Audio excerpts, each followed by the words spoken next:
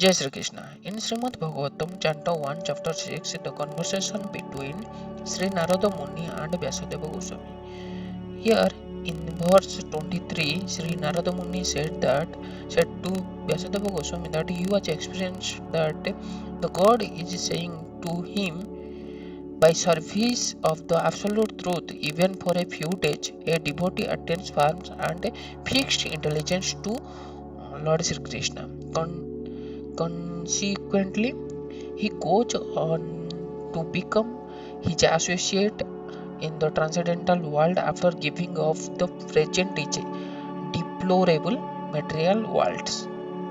So here it is mentioned, Sat seva yadari ghayavi jatamayi dhartyamitaha hi vrotya dhamyana imam lokam gatamaja janmam asi. It means here the purport is serving the absolute truth means rendering service unto the absolute personality of a Godhead under the direction of a bona fide spiritual master, which who is a transparent medium between the Lord and the neophyte devotee. The neophyte's devotee has no ability to approach the absolute personality of a Godhead by the strength of his present imperfect material sense, and therefore under the direction of a spiritual master, he is trained to transcendental service of the Lord. And by such training, even for some days, the neophyte devotee gets intelligence in such transcendental service, which leads him ultimately to get free from perpetual inhabitation in the material worlds and to be promoted to the transcendental world to become one of the liberated associates of Lord in the kingdom of God.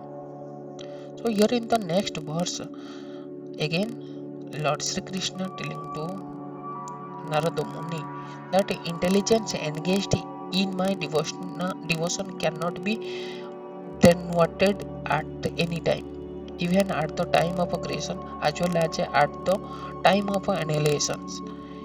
Your remembrance will continue by my mercy. So here it is mentioned, Matirmai nivadetam no vipartyate kanishchit praja sagyaniroti avi sam samrutischa mad anugruyat.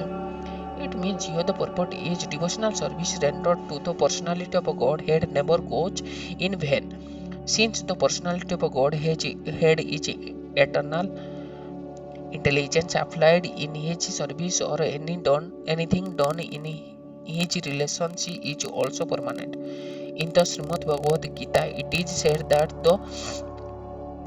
that such a transcendental service rendered unto the personality of a Godhead accumulates birth after birth, and when the devotee is fully matured, the total service counted together makes him eligible to enter into the association of the personality of a Godhead.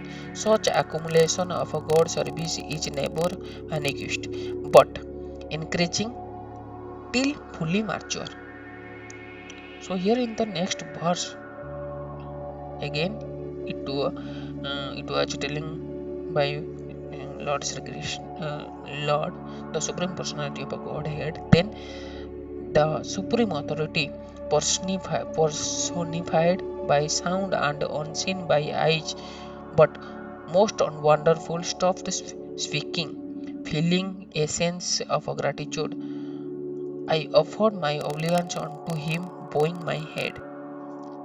So here Sri Narada Muni experienced the wonderful and stopping speaking feeling sense of gratitude of the Lord without seeing by eyes. So here it is mentioned, एतावत् अन्मुक्त परम परम तन्मदः भूतः नवलिग्न मलिनस्य मणिस्फुरम् अहं स तस्य महतामहि यत् से Sanyavanam Vidatena Nukamagita.